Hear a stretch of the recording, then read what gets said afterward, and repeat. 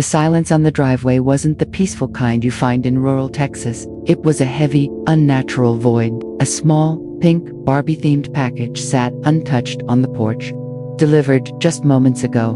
But the 6-year-old girl who had been waiting for it with such excitement was nowhere to be seen. A door had clicked shut, not the front door of the house, but the heavy, mechanical slide of a delivery van door. The engine didn't roar to life. It hummed with a low, vibrating secret, pulling away into the fading afternoon light, while a frantic mother inside realized the room down the hall was suddenly, impossibly empty.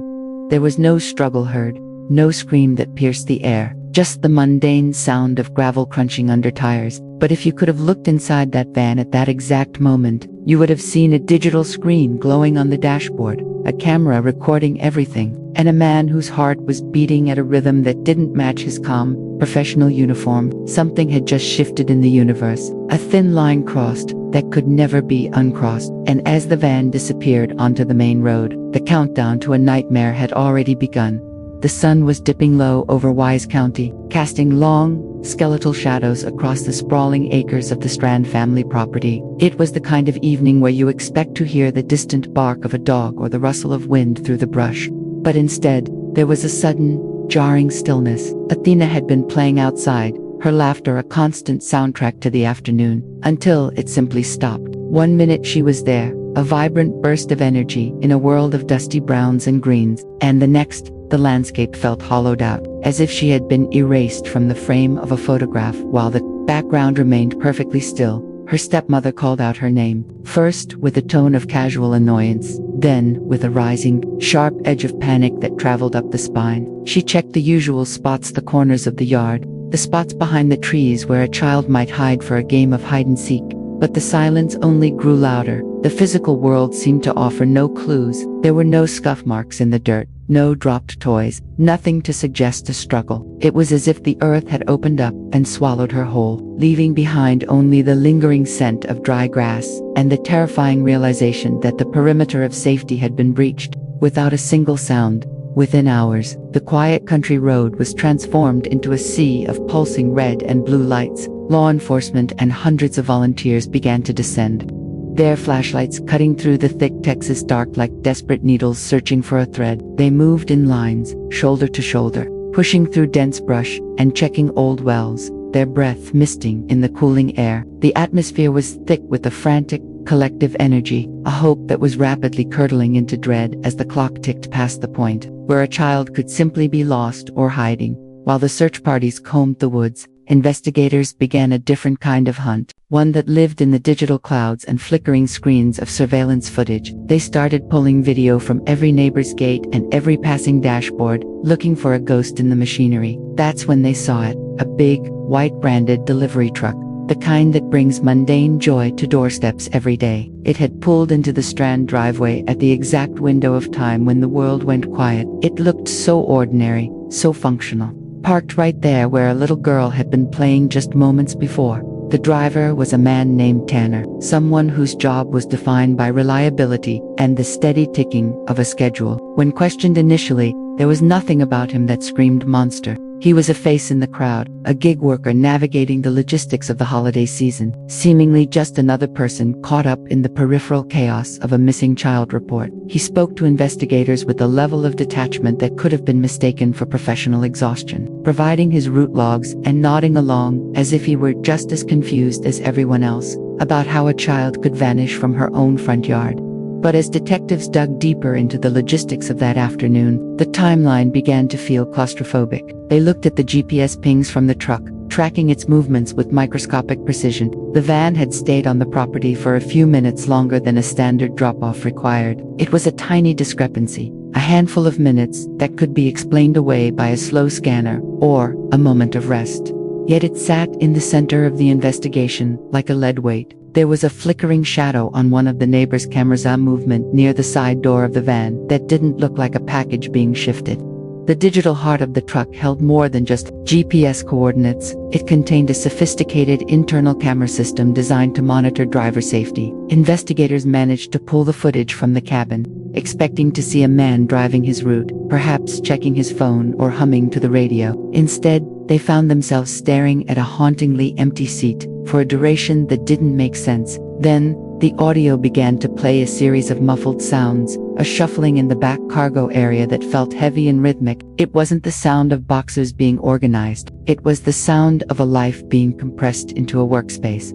Even more chilling was the footage of Tanar returning to the driver's seat. He didn't look like a man who had just committed a crime. He looked like a man trying to convince himself he was still working. He adjusted his mirrors, gripped the steering wheel, and stared straight ahead with eyes that seemed to be looking at something miles away. There was a brief moment where he looked toward the back of the van, a quick, darting glance that betrayed a flickering of pure, unadulterated fear. He then put the vehicle in gear and drove away, the camera capturing the passing trees as he bypassed his next scheduled stop.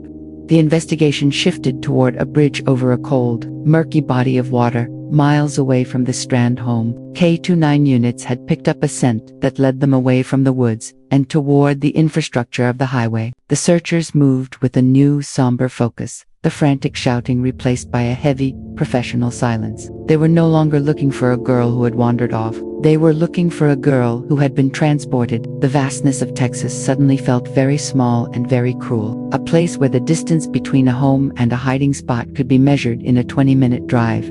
Back at the station, the interrogation of the driver was intensifying. The inconsistencies in his story were no longer small gaps. They were gaping holes. He was asked about the incident on the property, a phrasing used by detectives to see if he would fill in the blanks. He began to crack, his hands shaking as he described a small accident.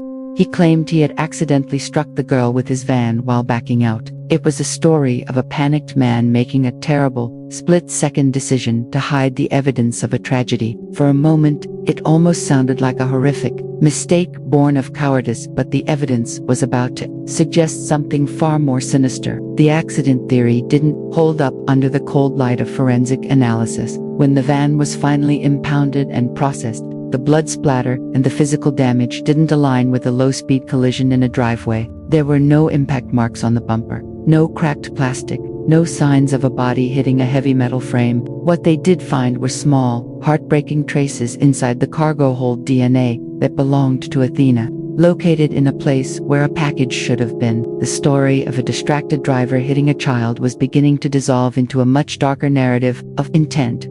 As the sun rose on the third day of the search, the mood in the command center shifted from rescue to recovery. The volunteers were asked to stand down, leaving only the specialized teams to navigate the banks of the Trinity River. The water was gray and unforgiving, hiding whatever had been cast into it. Investigators were now working with the driver's full confession, but the details he was providing were shifting like sand. He was painting a picture of a man who saw an opportunity and took it. A man who had looked at a child and seen something other than a human being with a family waiting for her. The community held its breath as a single black SUV pulled away from a wooded area near the water's edge. The news didn't have to say it. The way the officers removed their hats and stood in a line told the story. Athena had been found. She was no longer a name on a missing persons flyer. She was a tragedy documented in a police report. The grief that hit the town was a physical force, a collective wail for a girl who had just wanted to see what was inside the pink box on her porch. But as the autopsy results began to trickle in, the accident the driver spoke of was exposed as a blatant, disgusting lie. There were no broken bones consistent with a vehicle strike.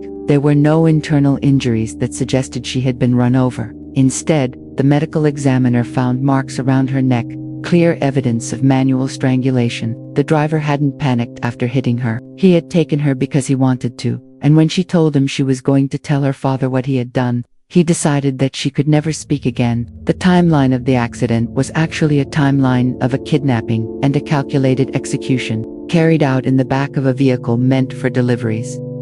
The trial brought forth the most devastating piece of evidence yet: the full, unedited audio from the truck's internal cabin during the drive away from the house. In the background, past the sound of the wind rushing against the windows, you could hear a small, terrified voice. Athena wasn't dead when he put her in the van. She was alive, talking to him, asking him questions with the innocent logic of a child who believes adults are there to help. She was telling him her name, telling him about her family, and pleading to be taken back to her porch so she could open her Christmas present. The driver sat in the front seat, listening to the girl he had just snatched, and he didn't turn back. He didn't pull over. He didn't drop her off at a gas station or a hospital. The audio captured the transition from her confused questioning to a sudden, frantic realization that something was very wrong. The twist that broke the courtroom was the realization that the killer hadn't acted in a blind rage or a momentary lapse of sanity. He had spent nearly an hour with her, listening to her heartbeat,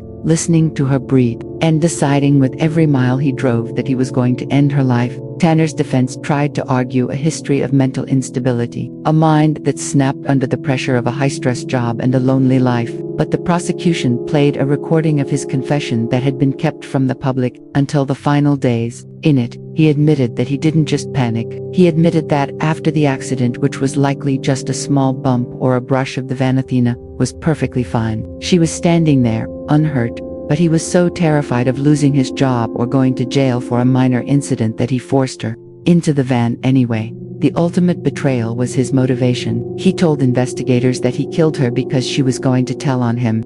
He sat in that van, looked at a 6-year-old girl who was completely at his mercy, and decided his career and his freedom were worth more than her existence. He strangled her with his bare hands in the back of that delivery truck, surrounded by holiday packages meant for other children. While the GPS tracked his progress toward the river, he wasn't a man who made a mistake. He was a man who performed a cold, transactional calculation where a child's life was the cost of his silence. The final moments of the trial focused on the timeline of silence.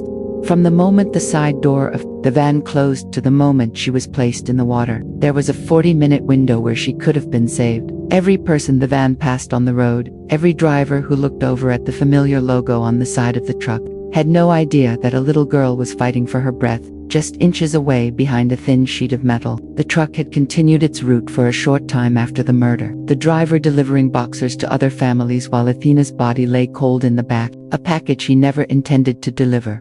The truth was that the system designed to keep us safe and connected had been used as a mobile execution chamber. The technology that tracked the van didn't stop the crime, it only served to document the path of a predator. As the verdict was read, the room didn't erupt in cheers, it sank into a deep, hollow mourning for the loss of a world where a child can play in her yard without being weighed against the price of a delivery driver's convenience. The man who had been trusted to bring joy to doorsteps was led away in chains, leaving behind a family whose home would forever be haunted by the sound of a van door sliding shut.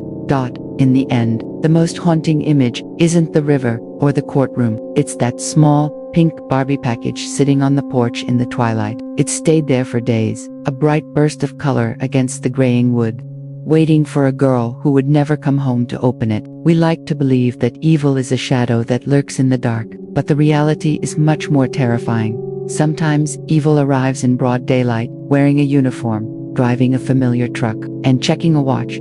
The last thing Athena ever saw wasn't a monster in the woods, but the steady, unblinking eye of a dashboard camera that watched it all happen and said nothing.